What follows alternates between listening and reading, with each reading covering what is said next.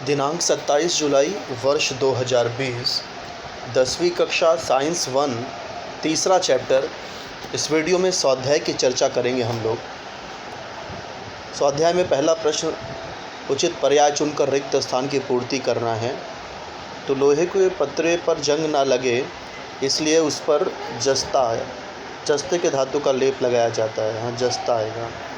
Ferrous sulphate का ferric sulphate में रूपांतरण होने की क्रिया ये ऑक्सीकरण है। ऑक्सीकरण क्यों है? क्योंकि फेरस सल्फेट से फेरिक सल्फेट बनते समय इलेक्ट्रॉन का त्याग होता है। अम्लयुक्त पानी में विद्युत धारा प्रवाहित करने पर पानी का विद्युत अपघटन होता है। BaCl2 के जलीय विलयन में ZnSO4 का जलीय विलयन मिलाते हैं तो यह युग्म विस्थापन अभिक्रिया है, क्योंकि यहाँ पर आयनों की अदला बदली होगी और अवक्षेप का निर्माण होगा। निम्नलिखित दिए गए प्रश्नों के उत्तर लिखो। जब किसी अभिक्रिया में ऑक्सीकरण और अपचयन क्रिया एक साथ घटित होती है तो उस अभिक्रिया को क्या कहते हैं? उदाहरण द्वारा स्पष्ट कीजिए। तो इसका उत्तर आपको पेज नंबर 43 पे मिल जाएगा। Page number 43।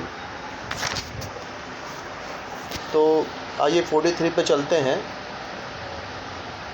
ये पेज नंबर 43। तो देखिए, जिस अभिक्रिया में अपचयन और ऑक्सीकरण दोनों क्रिया एक साथ होती है उस क्रिया को रिडॉक्स अभिक्रिया कहा जाता है।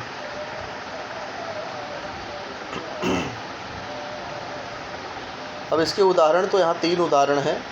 एक तो रिएक्शन नंबर 26, ये भी रिडॉक्स अभिक्रिया का उदाहरण है, क्योंकि यहाँ पर कॉपर ऑक्साइड का अपचयन हो रहा है और हाइड्रोजन का ऑक्सीकरण हो रहा है। ऐसे ही देखिए, यहाँ पर H2S में से हाइड्रोजन मुक्त हो रहा है तो ये H2S का ऑक्सीकरण हो गया, और यहाँ पर ऑक्सीजन के साथ हाइड्रोजन जुड़ रहा है तो हाइड्रोजन का जुड़ना यहाँ अपचयन हो गया। तो ऑक्सीकरण अपचयन दोनों एक साथ हो रहा है। ऐसे ही MnO2 में से ऑक्सीजन निकल गया तो MnO2 का अपचयन हो गया, और वैसे ही यहाँ HCl में से देखिए हाइड्रोजन मुक्त हो गया है तो हाइड्रोजन का मुक्त होना ये ऑक्सीकरण है। तो HCl का यहाँ पर ऑक्सीकरण हो गया और MnO2 का अपचयन हो गया। तो ये 3 एग्जाम्पल है रिडॉक्स अभिक्रिया की। तो आइए अगले प्रश्न पर चलते हैं। अगला प्रश्न है, हाइड्रोजन पेरोक्साइड का अपघटन इस रासायनिक अभिक्रिया का दर कैसे बढ़ा सकते हैं? तो इसे बढ़ाने के लिए मैग्नीज डाइऑक्साइड का चूर्ण मिला करके इस अभिक्रिया को बढ़ा सकते हैं, क्योंकि मैग्नीज डाइऑक्साइड एक उत्प्रेरक का कार्य करता है जिसके कारण उसकी दर बढ़ जाती है। कुछ रासायनिक अभिक्रिया ऐसी होती है जो उत्प्रेरक की उपस्थिति में उसकी दर बढ़ती है।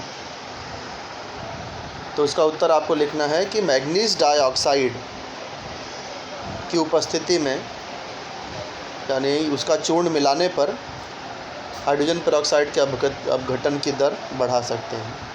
ऑक्सीजन व हाइड्रोजन के संदर्भ लेकर अभिक्रिया के कौन कौन से प्रकार हो सकते हैं, ये उदाहरण सहित स्पष्ट कीजिए।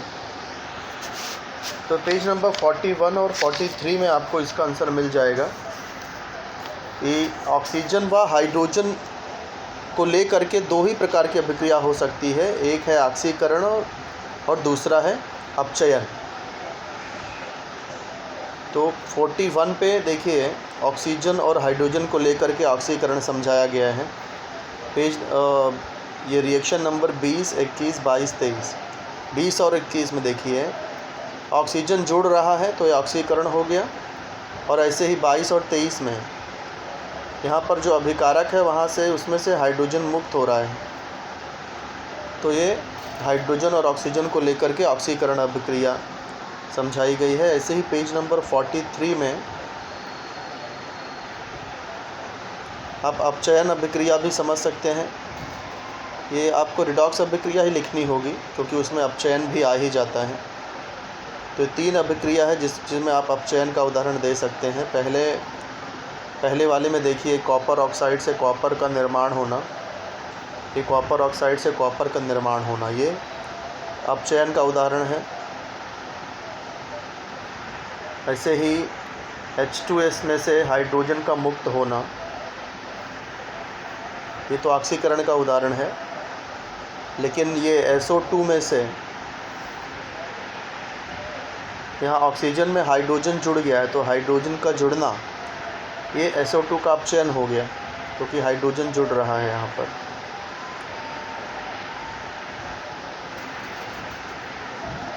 तो ये अपचयन का उदाहरण हुआ। फिर ये जो रिएक्शन नंबर 28 है, इसमें भी अपचयन का उदाहरण है। देखिए MnO2 में से ऑक्सीजन मुक्त हो गया है, तो ऑक्सीजन का मुक्त होना अपचयन अभिक्रिया है। तो ये दो प्रकार की अभिक्रिया होती है। अगले प्रश्न पर चलते हैं। अगला प्रश्न है, अभिकारक और उत्पाद की परिभाषा लिखकर उदाहरण सहित स्पष्ट करिए। तो अभिकारक और उत्पाद की परिभाषा ये पेज नंबर 31 और 32 पे मिलेगी। पेज नंबर 31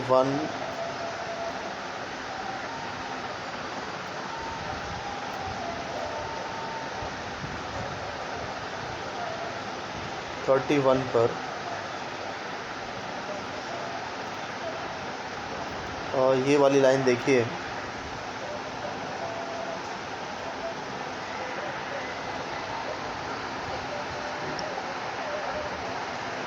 रासायनिक परिवर्तन में भाग लेने वाले पदार्थों को अभिकारक या अभिकारी पदार्थ कहते हैं, और इसके विपरीत रासायनिक पदार्थ जो बनता है उसे उत्पाद कहते हैं। तो जूम करके बता देता हूँ मैं। ये दो लाइन में आंसर है। रासायनिक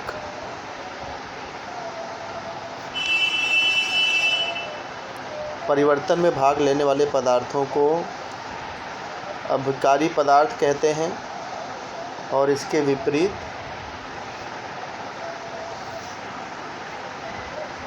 जो रासायनिक पदार्थ बनता है उसे उत्पाद कहते हैं। तो ये अभिकारक और उत्पाद की परिभाषा हो गई। उदाहरण के लिए आप कोई भी रिएक्शन ले सकते हैं जो आप आसानी से याद रख सकें।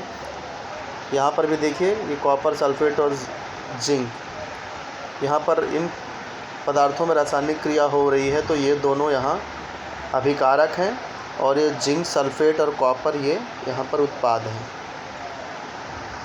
फिर अगला प्रश्न है, किताब में देखिएगा, NaOH का पानी में घुलना और कैल्शियम ऑक्साइड का पानी में घुलना, दोनों घटनाओं में समानता और अंतर क्या होगा। तो दोनों घटना में पहले तो रिएक्शन लिख लीजिए आप। तो रिएक्शन देखिए ये है, NaOH plus H2O arrow NaOH aqueous plus ऊष्मा, हीट मैंने लिखा है, वहाँ ऊष्मा लिख दीजिएगा। दूसरा रिएक्शन दिया है calcium oxide solid plus H2O arrow calcium hydroxide plus ऊष्मा। तो दो रिएक्शन है, इसमें समानता क्या है? समानता ये है कि ये दोनों ही क्रिया ऊष्मा उन्मोची है और दोनों ही क्रिया संयोग अभिक्रिया है। भिन्नता क्या है? भिन्नता ये है कि जो पहली रिएक्शन है उसमें NaOH जो है वो तीव्र भस्म है, और दूसरी रिएक्शन जो है कैल्शियम हाइड्रोक्साइड ये सौम्य भस्म है। ये दोनों में भिन्नता है। फिर अगला प्रश्न पूछा गया है ऊष्माग्राही अभिक्रिया। तो ये पेज नंबर 38 पे मिलेगा। ऊष्माग्राही अभिक्रिया किसे कहते हैं? और जिसमें ऊष्मा का उपयोग किया जाता है, जिस रासायनिक अभिक्रिया में ऊष्मा का उपयोग होता है वो ऊष्माग्राही अभिक्रिया होती है। पेज नंबर 38 में इसका आपको परिभाषा मिल जाएगा कि जिस भौतिक परिवर्तन और रासायनिक परिवर्तन के लिए बाहर की ऊष्मा का उपयोग होता है वे ऊष्माग्राही अभिक्रिया होती है। और इसके लिए आप रिएक्शन, ये पोटेशियम नाइट्रेट वाला जो रिएक्शन है इसका उदाहरण आप लिख सकते हैं। तो यहाँ रिएक्शन नहीं दिया है, इसलिए मैं आपको लिख करके दिखा देता हूँ रिएक्शन, वो कौन सा रिएक्शन होगा।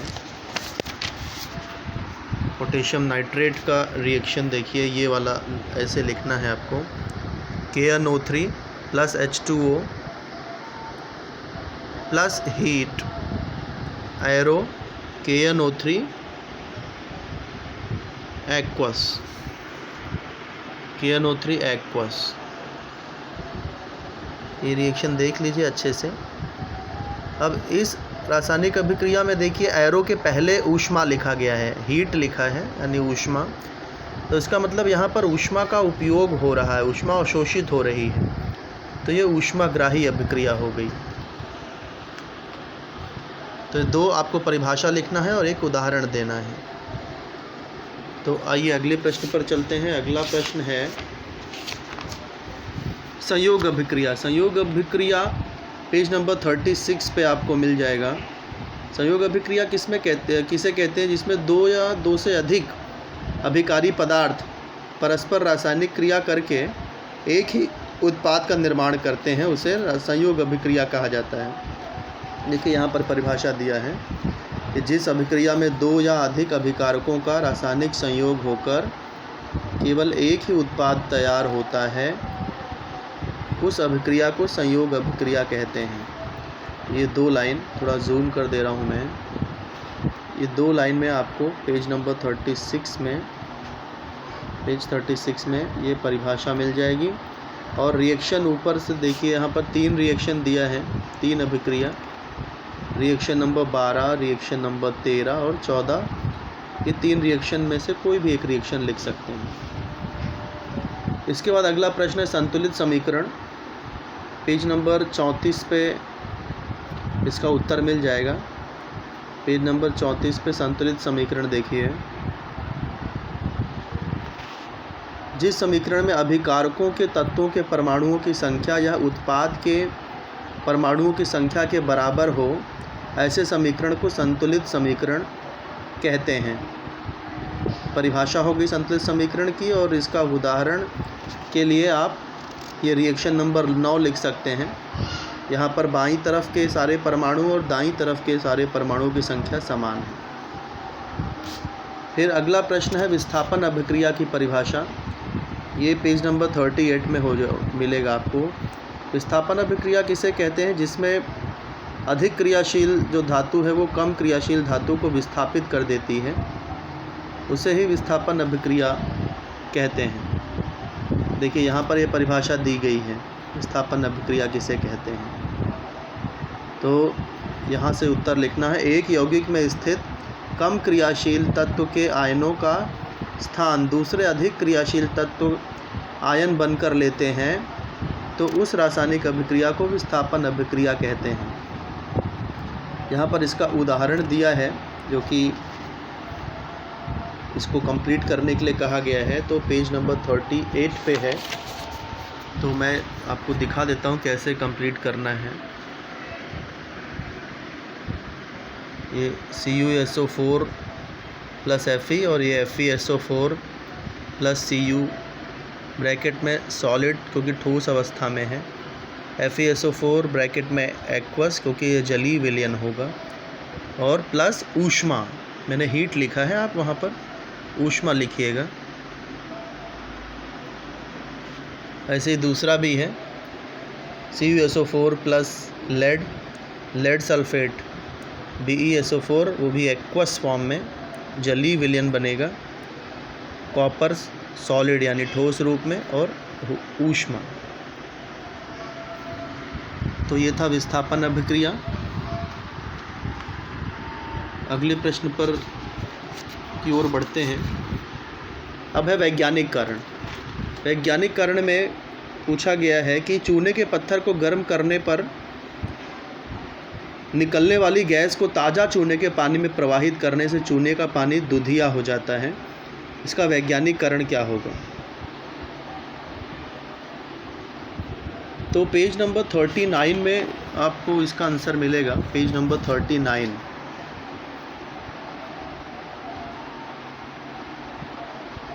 पेज नंबर 39 पे देखिए,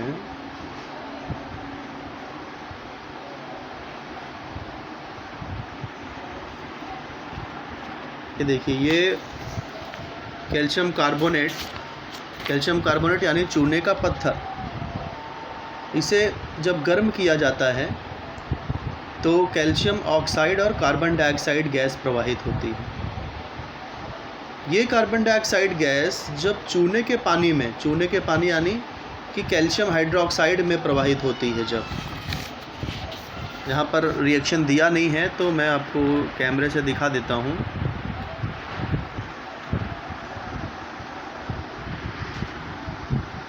ये जो कार्बन डाइऑक्साइड इस रिएक्शन में बनी है, चूने का पत्थर है, कैल्शियम, कैमरे में देखना है आपको।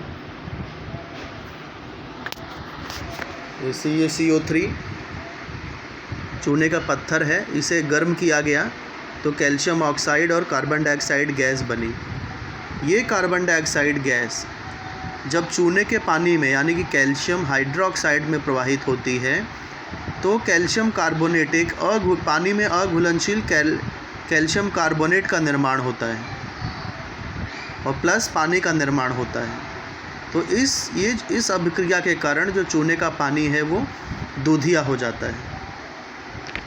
तो ये इसका उत्तर मिल गया। अगला प्रश्न, अगला वैज्ञानिक कारण है, शाहाबादी फर्श के टुकड़े HCl में डालने पर जल्दी अदृश्य नहीं होते, किंतु फर्श का चूर्ण जल्दी अदृश्य हो जाता है। तो पेज नंबर 40 पे ही इसका आंसर मिल जाएगा। देखिए, ये जो लाइन है कि रासायनिक अभिक्रिया की दर अभिकारकों के कणों के आकार पर निर्भर करती है। रासायनिक अभिक्रिया में भाग लेने वाले अभिकारकों के कणों का आकार जितना छोटा होगा उतना ही अभिक्रिया की दर अधिक होगी। 2 पॉइंट इसमें मिल गया। थर्ड पॉइंट आपको क्वेश्चन से ही मिल जाएगा कि शाहाबादी फर्श के टुकड़े की अपेक्षा फर्श का चूर्ण अधिक महीन होता है, यानी इसके कण अधिक छोटे होते हैं। इसीलिए शाहाबादी फर्श के टुकड़े HCl में डालने पर जल्दी अदृश्य नहीं होते, किंतु फर्श का चूर्ण जल्दी अदृश्य हो जाता है। तो अब बढ़ते हैं अगले वैज्ञानिक कारण पर। प्रयोगशाला में सांद्र सल्फ्यूरिक अम्ल से तनु अम्ल बनाते समय पानी में सांद्र सल्फ्यूरिक अम्ल धीमी गति से डालते हुए कांच के छड़ से विलयन हिलाते रहते हैं। तो ऐसा क्यों करते हैं, वैज्ञानिक कारण बताना है। इसका आंसर आपको पेज नंबर 38 में ही मिल जाएगा। पेज नंबर 38 में सबसे नीचे की लाइन ही है। देखिए, ये वाली लाइन, सांद्र सल्फ्यूरिक अम्ल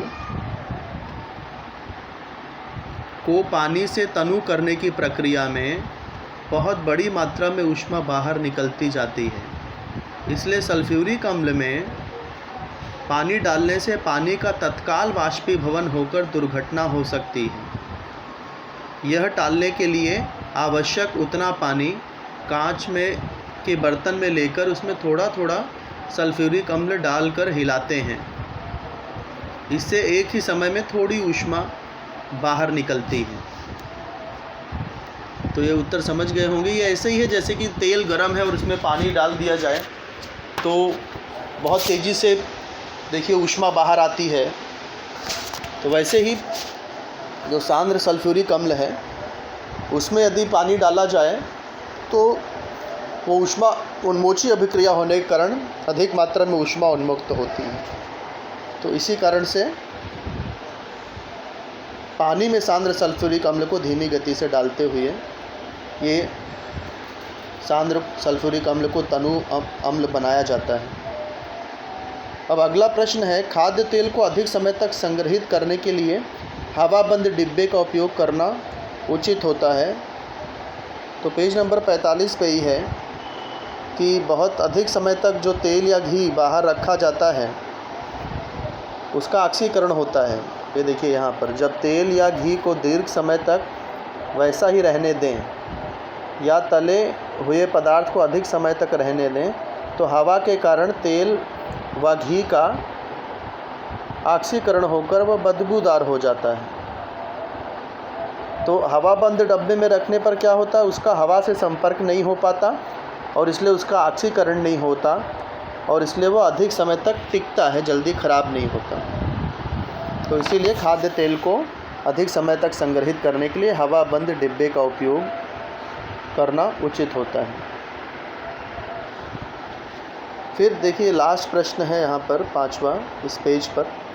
नीचे दी गई आकृति का निरीक्षण कीजिए व रासायनिक अभिक्रिया स्पष्ट कीजिए।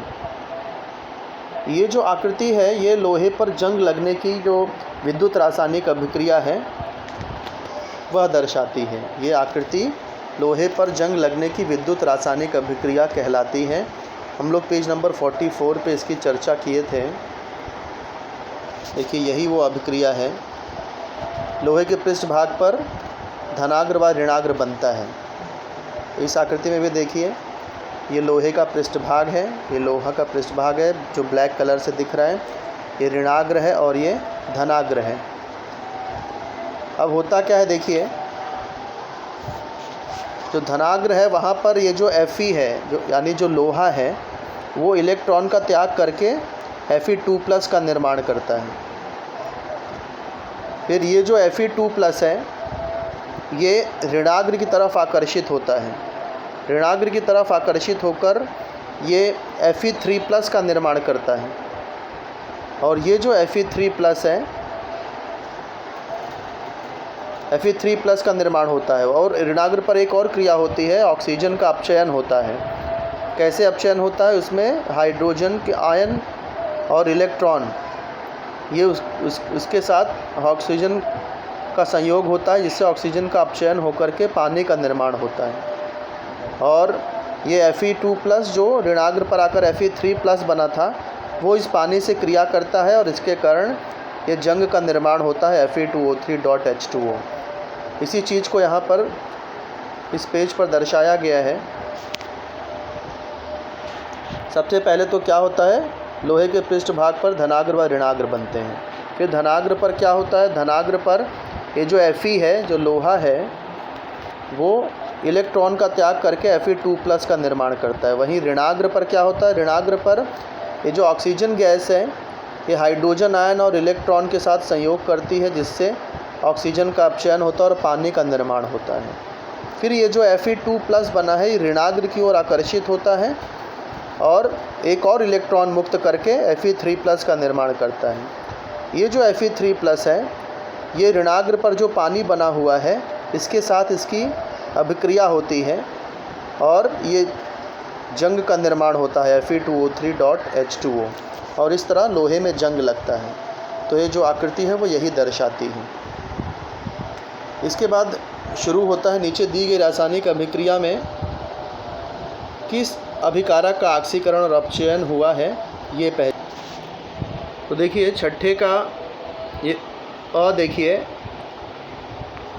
Fe++ FeS बन रहा है। तो ये FeS क्यों बना, क्योंकि Fe धन आयन होगा और S जो है ऋण आयन हुआ, इसलिए उनके बीच में आकर्षण हुआ और FeS बना।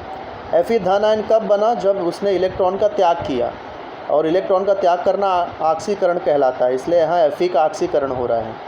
S ऋण आयन कैसे बनेगा, इलेक्ट्रॉन ग्रहण करके, और इलेक्ट्रॉन ग्रहण करना अपचयन कहलाता है, इसलिए यहाँ सल्फ़र का अपचयन हो रहा है। यहाँ देखिए सिल्वर ऑक्साइड है, ये सिल्वर में कन्वर्ट हो गया, यानी इस सिल्वर ऑक्साइड में से ऑक्सीजन निकल गया, तो ऑक्सीजन का निकलना अपचयन होता है, इसलिए AgO2 का यहाँ अपचयन हो रहा है। फिर यहाँ पर मैग्नीशियम में ऑक्सीजन का संयोग हो रहा है, ऑक्सीजन का संयोग ऑक्सीकरण कहलाता है, तो इसलिए हम कह सकते हैं कि मैग्नीशियम का ऑक्सीकरण हो रहा है। NiO देखिए Ni में कन्वर्ट हो गया, यानी NiO में से ऑक्सीजन मुक्त हो रहा है, तो हम कह सकते हैं कि NiO का यहाँ अपचयन हो रहा है। तो ये आंसर इस तरह से यहाँ पर बनेगा। ये आप लोग अपने नोटबुक में अच्छी तरह से नोट कर लीजिए और समझ भी लीजिए। ना समझ में आए तो फिर से मुझसे पूछिए। फिर है ये संतुलित करना है, विविध सोपानों से संतुलित कीजिए। रासायनिक समीकरण दिया है और हमको विविध सोपानों से इसे संतुलित करना है। तो सबसे पहला रिएक्शन H2S2O7 + H2O H2SO4। सबसे पहले जो जितने तत्व हैं वो हम लिख लेंगे। तत्व कौन से हैं देखिए, हाइड्रोजन है, सल्फ़र है, ऑक्सीजन है, फिर से हाइड्रोजन आ गया और ऑक्सीजन वापस रिपीट हो रहा है। तो 3 ही तत्व हुए, H, S और O। अब यहाँ अभिकारक यानी बाएं पक्ष में परमाणु की संख्या लिखेंगे और उत्पाद यानी कि दाएं पक्ष में परमाणु की संख्या। तो हाइड्रोजन कितना है देख लीजिए, यहाँ 2 और यहाँ 2, 4 हाइड्रोजन हो गया। सल्फ़र H2 है यानी 2 सल्फ़र है। ऑक्सीजन देखिए, इसमें 7 और इसमें 1 यानी टोटल 8 ऑक्सीजन हो गया बाईं तरफ। दाईं तरफ देख लेते हैं। दाईं तरफ देखिए, यहाँ H2 है यानी कि हाइड्रोजन 2 है। S यानी सल्फ़र 1 है और O4 यानी कि ऑक्सीजन 4 है। तो अब देखिए, यहाँ ऑक्सीजन को हम संतुलित कर सकते हैं। 8 है और ये 4 है। अगर यहाँ 2 से गुणा कर दिया जाए तो ऑक्सीजन संतुलित हो जाएगा। तो आइए ऑक्सीजन को संतुलित करने के लिए यहाँ ऑक्सीजन के परमाणु लिखेंगे। अब ऑक्सीजन किस में है, इन दोनों में ऑक्सीजन है बाईं तरफ। तो ये बाईं तरफ यानी अभिकारक में ये दोनों हमने लिख दिया और इसमें भी ऑक्सीजन है ये दाईं तरफ उत्पाद में, तो ये इधर लिख दिया। अब शुरुआत में देखिए दोनों में कितने ऑक्सीजन है, O7 और O। ये 7 ऑक्सीजन और 8 ऑक्सीजन हो गया। यहाँ पर 4 ऑक्सीजन। अब इसको यहाँ 8 है यहाँ 4 है, तो दोनों को इक्वल करने के लिए यहाँ 2 से गुणा करना पड़ेगा, यानी H2SO4 में 2 से गुणा करना पड़ेगा। तो ये जो रिएक्शन है H2SO4 यहाँ 2 से गुणा हो गया। देखिए बाकी सारी चीज़ें आपको वैसे ही लिखनी है, सिर्फ यहाँ 2 से गुणा हो गया। अब आप देखेंगे तो ये समीकरण संतुलित है, क्योंकि यहाँ देखिए H2 4 हाइड्रोजन, यहाँ भी 2H2 तो 2 दूनी 4 हाइड्रोजन, ये S2 और यहाँ भी देखिए 2S तो 2 सल्फ़र हो गया। O7 और O यानी 8 ऑक्सीजन, यहाँ भी देखो 2O4 यानी 2 चौक 8 ऑक्सीजन। तो ये संतुलित समीकरण बन गया है। फिर अगला समीकरण SO2 + H2S S H2O। तत्व कौन कौन से हैं, S है, O है, H है और S वापस आ रहा है। तो 3 ही तत्व हुए, SOH। लेफ़्ट हैंड साइड में परमाणु की संख्या देख लेते हैं, ये S और S यानी 2S हो गया। O2 यानी 2 ऑक्सीजन और H2 यानी 2 हाइड्रोजन। राइट साइड में परमाणु की संख्या, तो सल्फ़र देखिए S एक ही है, ऑक्सीजन कितना है H2O एक ही ऑक्सीजन है, हाइड्रोजन H2 तो 2 हाइड्रोजन हो गया। अब संतुलित करने के लिए ऑक्सीजन को पहले संतुलित कर लेते हैं। ऑक्सीजन की परमाणु संख्या, ऑक्सीजन बाईं तरफ कहाँ पर है, SO2 में है। दाईं तरफ कहाँ है, H2O में है। शुरुआत में देखो वो SO2 में 2 ऑक्सीजन है और H2O में एक ही ऑक्सीजन है।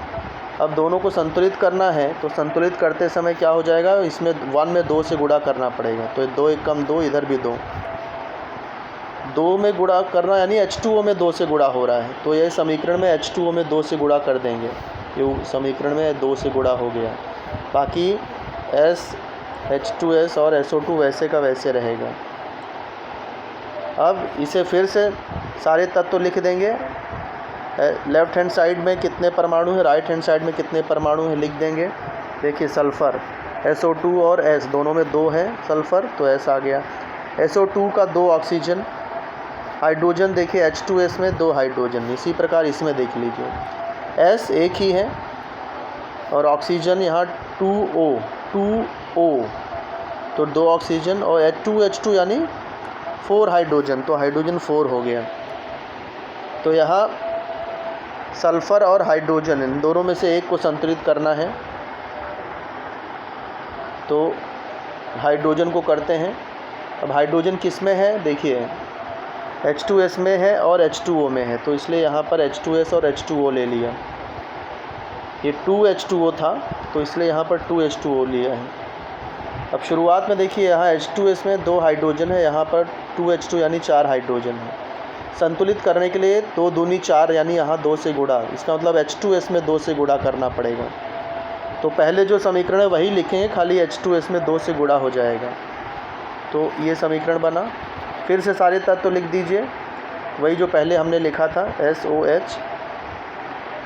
लेफ़्ट हैंड साइड में गिन कर लिख लीजिए, ये इन दोनों में देखिए मिला के 2S हो रहा है, ऑक्सीजन 2 है, हाइड्रोजन 2H2 यानी 4। यहाँ पर भी देख लीजिए S एक ही है, ऑक्सीजन देखिए 2O, तो 2 ऑक्सीजन और 2H2 यानी 2 दूनी 4 हाइड्रोजन। अब यहाँ पर S खाली बैलेंस करना है, ऑक्सीजन संतुलित है, हाइड्रोजन संतुलित है। तो S को सल्फ़र को संतुलित करने के लिए यहाँ 2 से गुणा करना पड़ेगा। तो सल्फ़र को संतुलित करना पड़ रहा है, सल्फ़र किस में है? दोनों में है, तो यहाँ दोनों में लिख दिया। यहाँ पर सिर्फ S में है तो S लिख दिया। तो अब देखो इन दोनों में ये SO2 और 2S, तो यहाँ 2S है और ये 1S है, मिलके 3S हो गया। यहाँ एक ही है, संतुलित करना है तो 1 से 3 से गुणा करना पड़ेगा, 3 एकम 3 होता है, यानी हमें S में 3 से गुणा करना है। ये जो S है इसमें 3 से गुणा करना है संतुलित करने के लिए। तो ये पूरे समीकरण, ये सब समीकरण वैसे ही पूरा एज इट इज़ लिखेंगे, खाली यहाँ 3 से गुणा हो जाएगा। तो समीकरण इस तरह से बनेगा। अब आप यहाँ परमाणु की संख्या गिनेंगे तो सेम ही आएगा। देखो ये 1 और ये 2, 3S हो गया। यहाँ भी देखिए 3S है, सल्फ़र 3 है। ऑक्सीजन O2, यहाँ भी देखो 2O, तो ऑक्सीजन 2 है।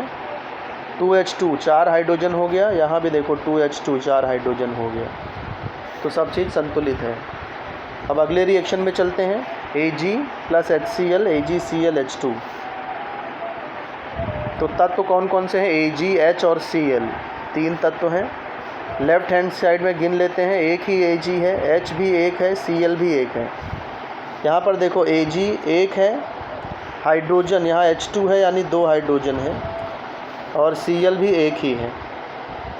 तो अब हमें यहाँ हाइड्रोजन को संतुलित करना है, तो यहाँ लिख दिया हाइड्रोजन। हाइड्रोजन HCl में है तो HCl ले लिया, यहाँ H2 है तो H2 ले लिया। HCl में एक हाइड्रोजन है, H2 में 2 हाइड्रोजन है। संतुलित करने के लिए इसमें 2 से गुणा, यानी इसमें 2 से गुणा, यानी कि HCl में 2 से गुणा। तो ये रिएक्शन वैसे ही लिखेंगे, केवल HCl में 2 से गुणा हो जाएगा। तो इस तरह से रिएक्शन बन जाएगी। एक बार फिर से तत्व तो लिख दिए, लेफ़्ट हैंड साइड के परमाणु, राइट हैंड साइड के परमाणु। तो लेफ़्ट हैंड साइड में 1 Ag है, 2 हाइड्रोजन है, 2 क्लोरीन है।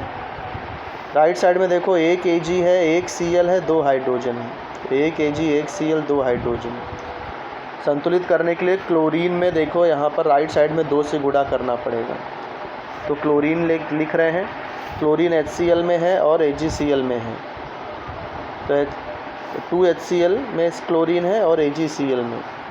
शुरुआत में देखो यहाँ 2Cl यानी 2 क्लोरीन है, यहाँ पर एक ही क्लोरीन है। संतुलित करने के लिए यहाँ 2 है, यहाँ 1 है, तो यहाँ 2 से गुणा करना पड़ेगा, यानी कि AgCl में 2 से गुणा करना पड़ेगा। तो ये पूरा समीकरण वैसे ही लिख देंगे, खाली यहाँ AgCl के पीछे 2 आ जाएगा।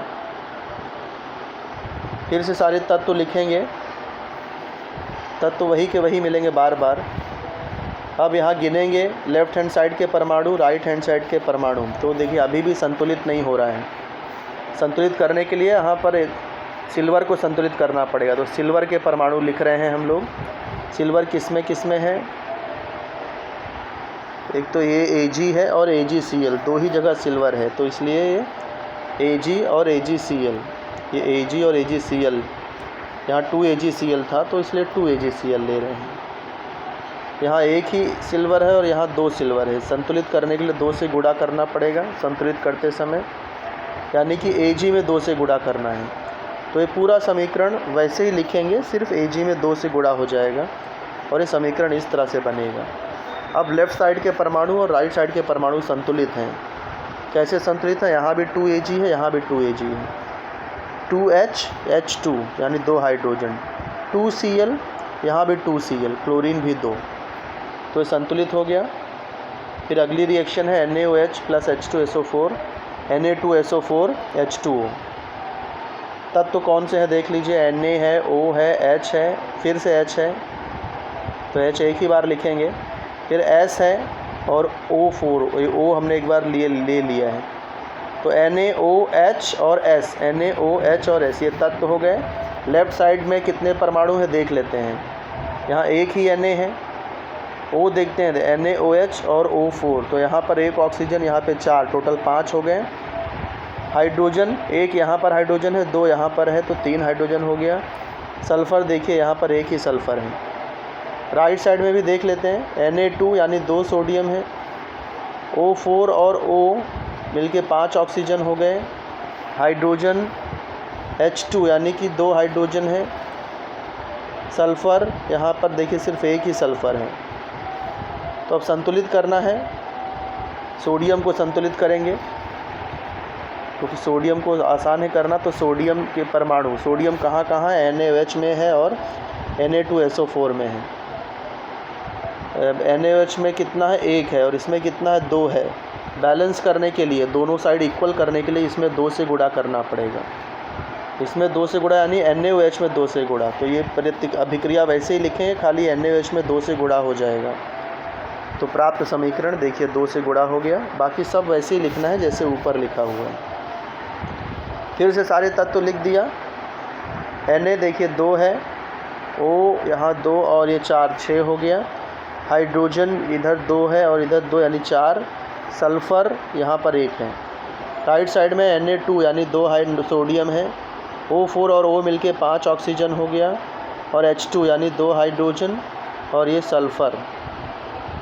तो यहाँ पर बैलेंस क्या करना पड़ेगा, ये हाइड्रोजन बैलेंस करना पड़ेगा। तो इसलिए हमने यहाँ हाइड्रोजन के परमाणु ले लिए। हाइड्रोजन किस में है, देखिए इन दोनों में हाइड्रोजन है, इसलिए लेफ़्ट साइड में ये दोनों लिख दिया है। और राइट साइड में सिर्फ H2O में हाइड्रोजन है, इसलिए यहाँ पर सिर्फ H2O ले लिया। अब यहाँ देखो ये 2H और H2 मिलके 4 हाइड्रोजन है, यहाँ पर 2 ही है। अब दोनों साइड इक्वल करना है तो 2 में 2 से गुणा करना पड़ेगा, तो ही 4 4 हो जाएगा। तो 2 यहाँ 2 से गुणा मतलब H2O में 2 से गुणा। तो पीछे जो रिएक्शन लिखा था एज इट इज़ लिखना है, खाली H2O में 2 से गुणा हो जाएगा। तो इस तरह से संतुलित समीकरण बन जाएगी। तो अब बढ़ते हैं अगले प्रश्न की तरफ। अगला प्रश्न क्या है, ये ऊष्मादायी अभिक्रिया है या ऊष्माग्राही अभिक्रिया है, पहचानना है हमें। देखिए जब भी रिएक्शन, ये एरो के बाद जब भी ऊष्मा लिखा हुआ है, इसका मतलब है कि इस अभिक्रिया में ऊष्मा मुक्त हो रही है और इसलिए वो ऊष्मादायी अभिक्रिया होगी। ट्रायंगल की, ये एरो के ऊपर ट्रायंगल बनने का मतलब कि हम ऊष्मा दे रहे हैं, वहाँ पर ऊष्मा का उपयोग हो रहा है यानी ऊष्मा ग्रहण हो रही है, तो ऊष्माग्राही अभिक्रिया हो गई। एरो के बाद ऊष्मा पहले जैसे ही है, देखिए यानी ऊष्मा मुक्त हो रही है तो ऊष्मादायी अभिक्रिया। एरो के ऊपर ट्रायंगल यानी ऊष्मा यहाँ दी जा रही है, ऊष्मा ग्रहण हो रही है, तो ऊष्माग्राही अभिक्रिया। फिर है जोड़े मिलाओ, BaCl2 + ZnSO4। देखिए इसके यही परमाणु यहाँ पर भी दिख रहा है, BaSO4 Zn, खाली आयनों की अदला बदली हो गई है। BaSO4 और ZnCl2 आयनों की अदला बदली हो गई है, तो ये हो गया आयनों की अदला बदली हुई है, इसका मतलब वो युग्म विस्थापन अभिक्रिया है। फिर ये 2AgCl है, AgCl कहाँ, यहाँ पर दिख रहा है। यहाँ पर है क्या, देखिए एक ही अभिकारक है और ये विघटित होकर 2 उत्पाद बन गया, तो ये विघटन अभिक्रिया हो गई, अपघटन भी कह सकते हैं, तो ये अपघटन अभिक्रिया। फिर ये copper sulphate + Fe, copper sulphate, ये जो कॉपर है ये एक कमज़ोर धातु है और ये अधिक क्रियाशील धातु है Fe, और ये कम क्रियाशील धातु है, तो यहाँ पर ये इसको विस्थापित कर देगी, तो ये FeSO4 बन जाएगा, कॉपर मुक्त हो जाएगा, तो ये FeSO4 + कॉपर। इस तरह की अभिक्रिया को विस्थापन अभिक्रिया कहते हैं, तो ये विस्थापन अभिक्रिया। चौथा रिएक्शन H2O + CO2, ये बन जाएगा H2CO3। अब यहाँ 2 अभिकारक पदार्थ अभिक्रिया करके एक ही उत्पाद का निर्माण कर रहे हैं, इस प्रकार की अभिक्रिया को संयोग अभिक्रिया कहते हैं। तो ये साइंस 1 के तीसरे चैप्टर का प्रश्न उत्तर है, इसे आप अपने नोटबुक में लिखिएगा। कुछ ना समझ में आए तो बेझिझक निसंकोच आप पूछ सकते हैं, और इसे करिए। चैप्टर का अगला भाग यानी अगला चैप्टर अगले वीडियो में भेजूँगा। धन्यवाद।